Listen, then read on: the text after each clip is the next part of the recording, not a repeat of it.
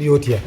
ngombuzeeko Lawrence ombuzeeko bangamba wakikwata we noonyirira olunyirira bawatta muzungu Kosese ogamba otya agamba atya MC Kyikakane we ndiye MC Kyikakane mukama mpadde omukisa nyirira ndabika bulungi kulya bulungi omanya abantu ngena nimbaga ndi balinange bolya ko vakeda ko nolya ne kanyanya mukulu oli amanyi kadonka moya isewa mulaba oyo mutegeera musajja akubalaga ngena nimbagamba nywa ku kigaji onyirira olabike nga bolaba MC Kyikakane bwe nyirira ate mugamba nti nkozesa bizigo just ndi kunnacho ngonyirira oyo MC Kyikakane serebuwo TV ziri 5 ndozaze nakakola kozo yakolera ku ABS negwa ate yagwa mwavayo mugisudde sibo yagwa tegwanga ko ne baddukayo bagamba nanyini mu wataba ebikere bitembenju olulimi Luganda njagala nzo ngambi nti nanyini yo wali eyagitandika awunga kasenti yagwa ne ABS tegwanga bweba yagwa omanya nanyini waayo ebikere watali ebikere bikola ki biri mukutemba nju kati nodira program y'omusajja omugenzi nogitwala ku TV endala ate program ki wali okola nsasage ne concept nga yemu nogitwala ku Nice TV nedda sebo eno obero ozina mazina buli kaseera nedda sebo yawula obusa bw'embuzi n'emmwanyi eri enkola binyanya n'eyingini yamuko program bagite binyanya ebeera mu nyimba za remix eno teyali remix bali bagitansa sadde ABS alo can you do you know me twasembo njawulo chechi ilimu wakati yao musasage ne nyanya tufunye interview endala oyo musajja sewa musajja wa amaanyi nnyo mu kadonka ndozo kitegedde njawulo eriwo ku Nice nkola binyanya n'engini ya muko Saturday sawa nyeze ekiro bwe nkola ate eno nali nkola nsasage nga teri mu remix ate nkola bwomu wali tukola babiri ku basatu so ne TV eyawukana Nice ne ABS ey'omugenzi yiga tofunye ebyokusomozebwa nnyo ku Nice ku Nice sifunyayo kusomozebwa kubanga nave eno nga ndi serebu yena batasomozebwa kubanga bosangayo nga bapukamingi banasonyo okyogera bwotyo nga bali wansi nga gwo basinga erinnya ate baba begomba gwe okubabuulira gwe wakikola otya bapista tu si pista tu munaye toleeta nsasage manyi gwe kase Lawrence oyagala nnyo ebyononeso oyagala nnyo okumpumisa abantu ku social media wano nedda ssebo si pista tu nze nkoze ku Bukedde TV wakolako ne ku Bukedde side mirror ninkolako nekabaata ku Top TV ninkolako n'abazeeyi b'ebbama ku NBS nkozeko n'abazeeyi b'ebbama ninkolako ne Douglas Rwanga ku Record TV nali kazanyikirizi ninkola ne Lwamitu programu omubimba ku Bukedde ngera nze kazanyikirizi era Lwamitu nigenda naye ku NBA ku TV wakolako ne Douglas Rwanga ku Record gwe boy byadda ku Record TV nga ngenda ninzanyikiriza programu ye nimvayo ninzanyikiriza yakabaata era nga mpamu obudde ningenda mu eyo mu Top TV mu field nga abantu mbabuuza kiki ekikunyumira oyagala kabaata akuzinire mazina ki ngera ngenda mu field so kabaata nakolangako naye Douglas Rwanga oyo kumulaba ku NBS naye nakolanga naye era nga ndikazanyikirizi ku Record mu bili emekaawo nkyagijjukira emyaka si bili ng'etaano mukaaga nembayo nenzija ku NTV nenzanyikiriza Lwamiti ngolo tubeera ne Kapale bwe tuzanyikiriza Kapale azanyikirizayo wiiki nange wiiki eddako so ningenda ku Deruta TV awo nenkola ne muzeeyi Katula nga tukola programu abalasanyi abe mukibi yatuteekayo ne Simeyi Nsubuge yali manager wa Bukedde naye nga bakusasula bali bampayo kasente nakatonotono lwakuba nti bayizawe nti nali noonya linnyo okusinga naye bwe nalifuna kati nsasulwa sente noyimba nako wayimba ebiyimba nyimba tezatambula Diana yakwata sebo namulyamu sente waliwo Diana amazima nsazeewo nze Diana olwaleero biwange olwo waliwo Mutanda Mwali waliwo Amagye ga Mukama kati waliwo kenafulumiza bakaita nakikutte okyayimba karate guno omwaka ngenda kuba mu binnyo guno omwaka naenda omwaka gugwako lwa Sunday guno ogambye guno omwaka ogenda bba wakazi guno omwaka enyimba zafulumye n'okufuluma nakikutte nalufulumiza waliwo okimala twalukoze ne John Vegas Johnny Vegas musajja wange atera okunjo kyakka ssente. Johnny Vegas twafulumizaayo akayimba akalala ojja kawulira bangamba go ali manager we naye nga tasasula n'omuddukako. Siyinza kuva ku Johnny Vegas mpaka nakati era ngenda mutuusa waatuuka kuba kati wenjogera kati Johnny Vegas batansomuwa ssente. Batansomuwa kasente. By the way, bamubukinga nagandisomuwa ssente. Aliana ku music we kati sawa. Nagambye Johnny Vegas ngenda mutuusa nganze nange wentuuse Johnny Vegas atuukewo naye akola erinnya nga MC Kyikakane naye atandika okulya ku ssente. Ayimba bulungi by the way. Okitegere. Otugenda mudda kutugenda kola akantu ka Johnny Vegas nga tumaliriza. Omwaka guno kuva mu January. Story kyesinza okukolera mpayo story nga 2. Story lwaki zisinze okukolera. Story esinze okunkolera kwa mu January twatandika ne okugwa kwa kivulu kya nenda twatandika ne Space Diana yayina ekivulu ogwokubiri awo kamiliyoni ekivulu neki stage negwa mwezi gwokunaawo alien skin yakuba bouncer tebamufaako nnyo bamukwata polisi yamutwala awo wankulukuku nanti yamala n'avaayo mwezi gwokutaano awo isima n'afa all access naye natuva ku maaso kati story ki nga tutandikirawo story ki Amawulire ge tulinawo Guardian Skin ekivulu agamba agenda kuteekawo ekivulu waliwo enkuuka ate naye ali wankulukuku Abitekisa agamba tayagala na kuwulira nga Alien Skin ayogera ekigambo enkuuka oba just ekigambo enkuuka etandika na linnya ki ennyukuta bw'ajogera ng'ali mu sayidi z'omumengo atwalibwa ku poliisi Abitekisi nga yabyogera so Amawulire nago weegali gatredinga so Amawulire agaliwo kati agookya Alien Skin agenda wankulukuku enkuuka eri mu lubi kyokka ekisaawe ekyawankulukuku nakyo kya Buganda kya Mengo kati ate nabyo byansobedde kaakati ekyesinategeera bulungi bayizayo lwakuba kino sigenda kifulowinga nnyo nakinoonyereza nnyo kati abantu ndowooza tebamanyi nnyo oba Alien Skin alabika Alien Skin ye w'abantu talina waagwa nti oba wa movement oba wa people power ye yajja kukuba music we lwakuba abantu baagala nnyo muteeka mu politics oyo gwatayagala kubanga eggulu yabadde ne babebekulu ng'ali mu kuyimba ne babugembe era ekyo ne bakenzo bonna nakirabye kitegeeza ye alinga lutalo okitegedde kitegeeza naye alinga lutalo okitegeera alinga ani ndooza mumpulira bulungi bali ku social media alinga lutalo Alien Skin talina buzibu bwonna tuba tuli awo tukyagendera mu maaso nga Ronald Mayinja ajja ng'asooka ayina oluyimba lwe yayimba simanyi nammande simanyi akawala kani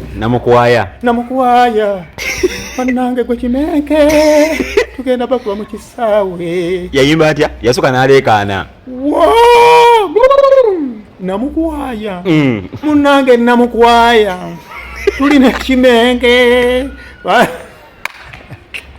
naye abayimbi babonaabonera mu studio awo bannange naye okuyimba si kwangu era kyova olaba naye nze MC Kyikakane mpa omuyimbi respect nga nange bonewa respect omuwa respect mpa comedian respect nimpa presenter respect nimpa fans oyo ajja tuwagiranga ffe kwegamba banenze mbaagala nnyo bafaani baffe abafans mbaagala nnyo kifans kikunyumidde kyenkwagalako okuba oluzungu nze kalulwa comedy olinga akaana kaffe wano kabushira lwa comedy ate kakati goyagala ogambe nti how are you ate nga kiteredde oyina ogamba how are you akayu akayu eri emmanju naye nga ate okitegede nti kiba how are you good morning good mondeku yewasire yuwa owakasule yuwa mathematics amateeka g'omu taxi longolongo ego nalongo nalabengo yewasire yuwa owakasule yewa mathematics amateeka g'omu taxi longolongo ego nalongo nalabengo bijjawa you are very well yali a very well n'ebiwero mu lwero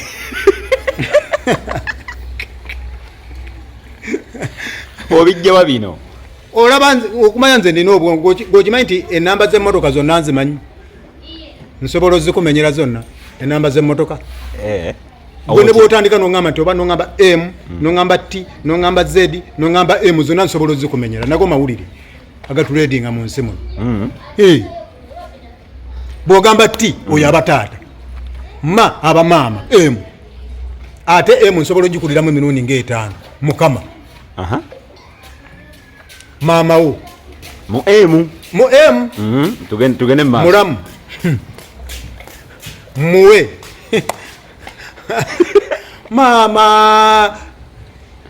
mama wo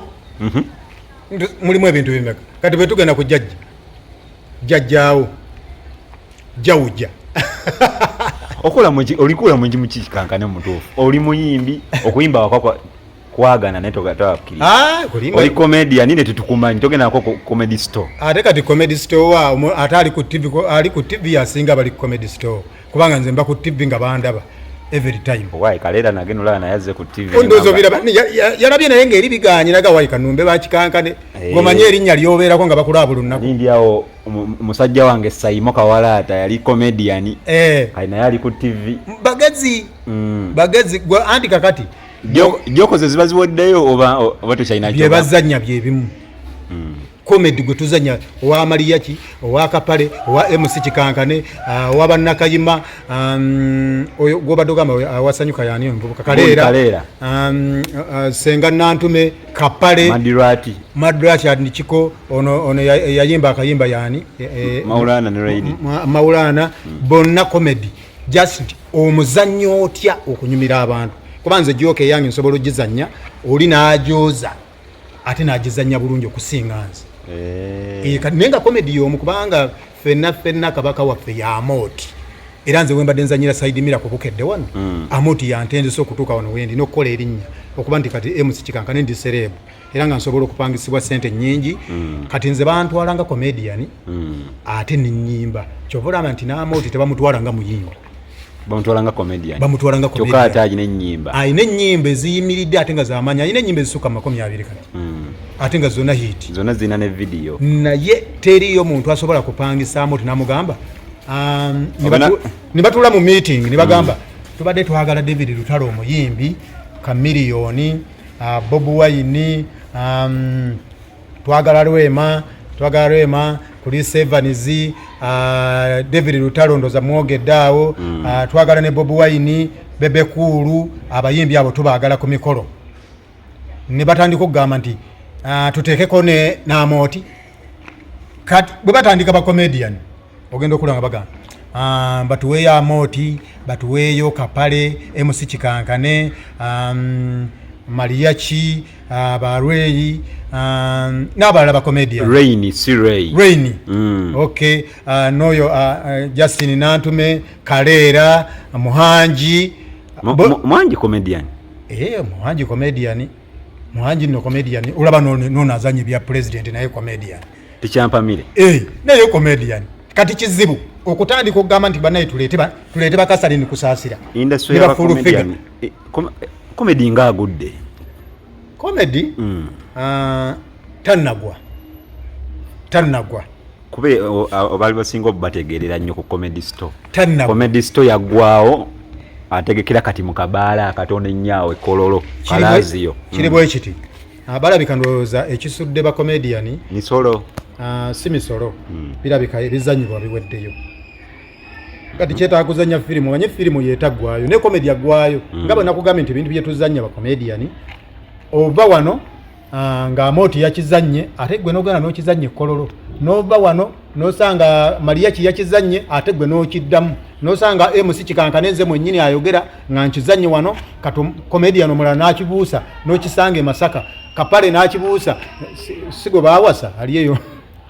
ali bweru baawasa Kapale namula bamukuba embaga omuzungu yamukuba embaga bali myaka 9 mwena bulawo gumwafe nayo Kapale wasirana alina ka video wano ke yali yese n'agamba musimanyi full figure simanyi jangu simanyi oyo zembwa simanyi ani full figure agala nyembwa ayo ajwa n'amata n'agamba Dagalasi mujango siraniddeyo Dagalasi omwe pankako alina simanyi Papo Pate CEO Papo Pate omwemolerako gwe Kapale olabika goyina abera mu njala za mukazi oyo mwana alina nebimuta omusajja omukazi gwe yawassa Kapale yawassa Kapale abulako emyaka egi oba emyaka 2 alabika wiki nga 6 mukadde muzo alibwa ajebaleko how are you Kapale how kirongo with you ali awo nokwogera takyasobola kwoga ne kapale mbutuufu ayogera atya mu luzungu omukazi ng'agamba kapale can you kiss me today you come kiss me you can't kiss me ne bino byagwe you come kiss me kapale do you know me come kiss me ate obaga mugamba I love you amuga I love you ne kapale namuga I love you too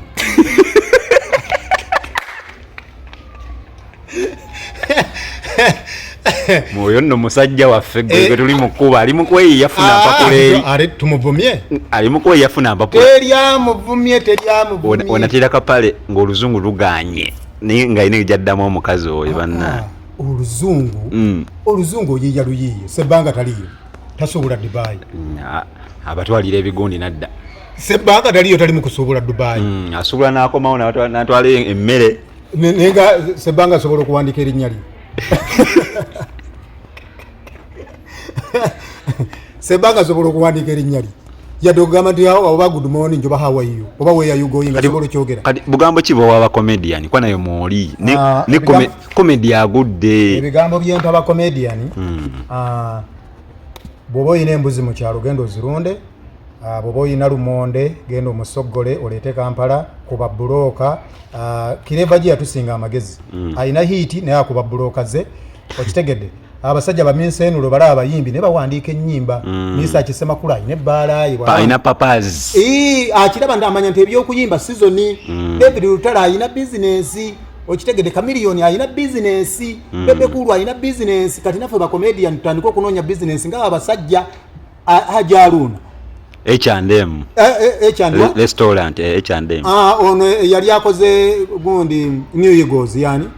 gundi Geoffrey Utaya ayina hotel paka lasti Ronald Mayinja ayina hotel kasali ni kusasira bagina bonna kati abantu abo tuyina kubakopa naffe ngaffe bakomedian kati nganze mu Kyikakane ndi bugezi nti nze ndi presenter ate ndi comedian bwe nanga biganye ovuga uba ngamvuga uba yange Lawrence obuntu obumusanyusa bulungi kantu katono nnyonnyo akabayagala akafiireko owaye ovuga taxi nga omaze okola ku TV abantu ba social media mwe namba agala nnyo ono MC Kyikakane comedian wo oyina ne tiimu